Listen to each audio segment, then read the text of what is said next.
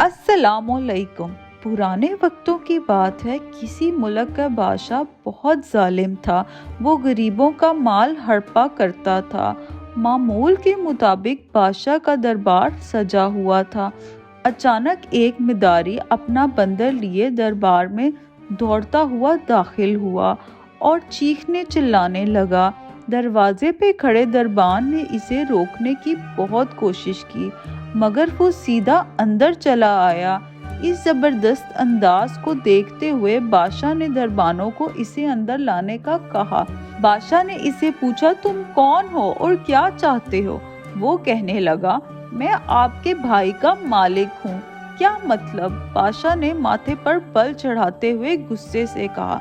मिदारी पूरे एतमाद के साथ बोला, मैं इस बंदर का मालिक हूँ और ये बंदर आपका भाई है और आपकी बादशाहियत और धन दौलत में बराबर का हिस्सेदार है।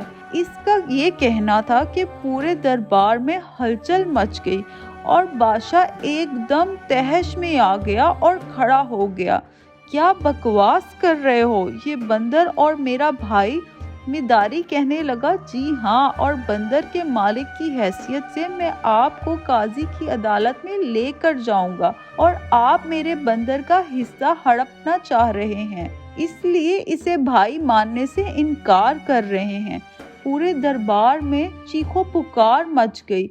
सब बादशाह को शक की नजर से देखने लग गए। बादशाह गरजदार आवाज में बोला, ये कौन गुस्ताख है?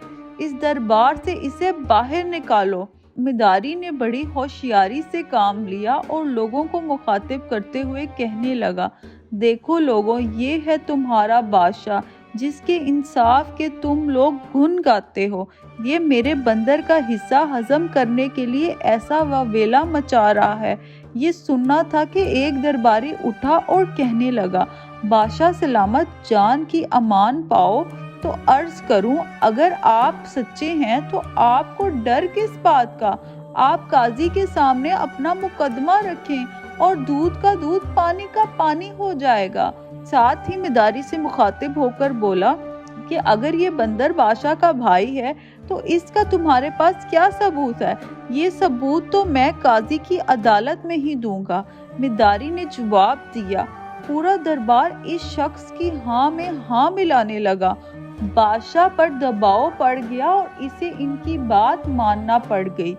अदालत लगते ही मिदारी अपनी राम कहानी सुनाना शुरू करता है। जनाबे आली, मैं एक किसान था, अपनी थोड़ी सी जमीन पर काश्त किया करता था। एक दिन हल चलाते हुए मुझे अपनी जमीन से एक थैली मिली। जब मैंने इसे खोला तो इसमें एक दम तेज रोशनी निकली। इसमें बहुत चमकदार हीरे थे जिनकी रोशनी दूर दूर तक फैलती थी। मैं फौरन से वो हीरे घर ले आया और इन्हें अपने घर में छुपा दिया, मगर इनकी रोशनी कुछ ऐसी थी कि हर नई सुबह इसकी रोशनी दुगनी होती जा रही थी। मैं चाहता था कि इस हीरों का किसी को पता ना चले, मगर इसकी रोशनी की वजह से ये बात पूरे गांव में फैल गई और बात बादशाह तक पहुंच गई। बादशाह ने मुझे दरबार में बुलाया और मुझसे वो हीरे देखने की ख्वाहिश का इजहार किया। जब मैंने वो हीरे बादशाह को दिखाए, बादशाह ने हीरे अपने कब्जे में कर लिए। मैं कई बार बादशाह के दरबार में वो हीरे लेने गया, मगर हमेशा यही कहकर निकाल दिया गया कि उन हीरों पर बादशाह और बादशाह के खानदान का हक है। तो अब तुम क्या चाहते हो?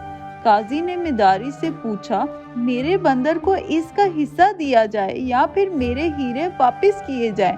मिदारी ने जवाब दिया।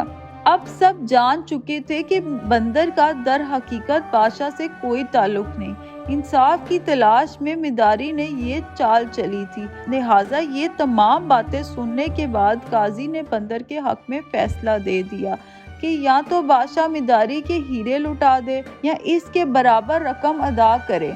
अब बादशाह को चारों नाचार मिदारी को ढेर सारी रकम अदा करनी पड़ी। मिदारी अपनी रकम वसूल कर कर अपने बंदर समेत चलता बना। पूरा दरबार मिदारी की अक्लमंदी पर रश्क कर रहा था।